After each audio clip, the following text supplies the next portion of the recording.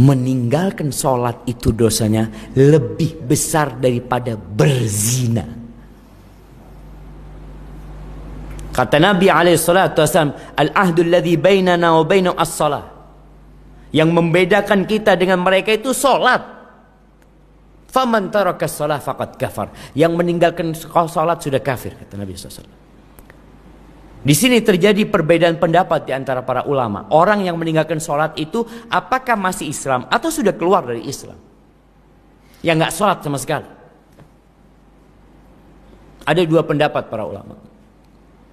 Al-Imam Ahmad bin Hanbal berpendapat kalau dia tidak sholat sama sekali maka dia telah kafir. Kalau mati jangan disolatin. Ya kalau kita pikir pendapat Imam Ahmad ini masuk akal juga. Selama hidup dia nggak pernah sholat, mati minta kita nyolatin dia. Selama hidup dia nggak pernah berangkat ke masjid, mati minta kita gotong dia ke masjid. Dia hidup nggak mau ke masjid, mati untuk bawa ke masjid. Makanya pendapat Imam Ahmad kalau ada orang tidak sholat, meninggal dunia, sudah dibungkus, galikan jurang, lemparkan ke sana. Jamaah, Allah kasih semuanya sama dia. Allah nggak minta banyak, dia tidak kerjakan itu sholat. Pendapat yang kedua, dia tidak kafir. Nah, kalau pendapat yang pertama itu dia kafir dan dibunuh murtad. Kalau dia diminta untuk sholat nggak mau sholi, dibunuh murtad. Tapi pendapat yang lain tetap dihukum. Imam Syafi'i berpendapat dibunuh tapi bukan murtad, sebagai hukuman di dunia aja. Dalam mazhab Abu Hanifah dipenjara dia sampai sholat. Ini yang menyebabkan manusia keluar dari sifat buruknya tadi. Dia sholat dan alladzina hum ala salatihim daimun.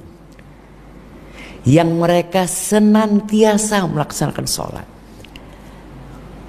bukan bolong-bolong. Harapan anak kalau jamaah insyaallah semuanya nggak ada yang bolong-bolong.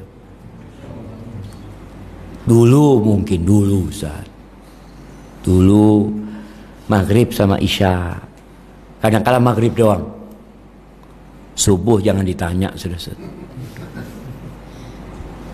Tapi kalau sekarang alhamdulillah. Antum yang punya utang, sholatnya dulu ditinggalin, bayar utangnya. Jumhur ulama berpendapat antum harus bayar tuh utang. Antum 10 tahun nggak sholi, hitung tuh berapa sholat yang antum tinggalkan. Berapa sholat jemaah 10 tahun? Berapa? 18.000 sholat. Bisa bayar jemaah. Itu pendapat jumhur ulama, harus diqadha. Itu pendapat jumhur ulama. Tapi pendapat sebagai ulama al-muhaqqiqin nggak bisa diqadha, nggak bisa diganti. Gimana mau ganti? Dia meninggalkan sholat dengan sengaja. Nggak ada peluang untuk mengganti dia. Sampai kapan? Sampai mati nggak bisa diganti. Akan ada perhitungan Allah sama dia. Terus yang harus dilakukan apa? Taubat. Taubatan nasuha dan memperbanyak sholat sunnah. Karena kalau pikir antum ganti, antum kan enak. Alhamdulillah anak sudah ganti. Anak nggak sholi 2 hari kemana, alhamdulillah anak sudah ganti.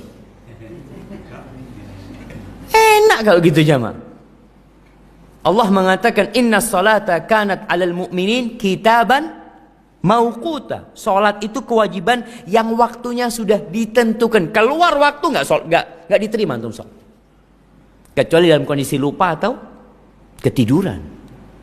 Baru maka pendapat mungkin ya yang mending ketika antum punya utang salat, antum bertobat dengan taubatan nasuha. Artinya antum berusaha untuk tidak mengulanginya dan memperbanyak sholat sunnah.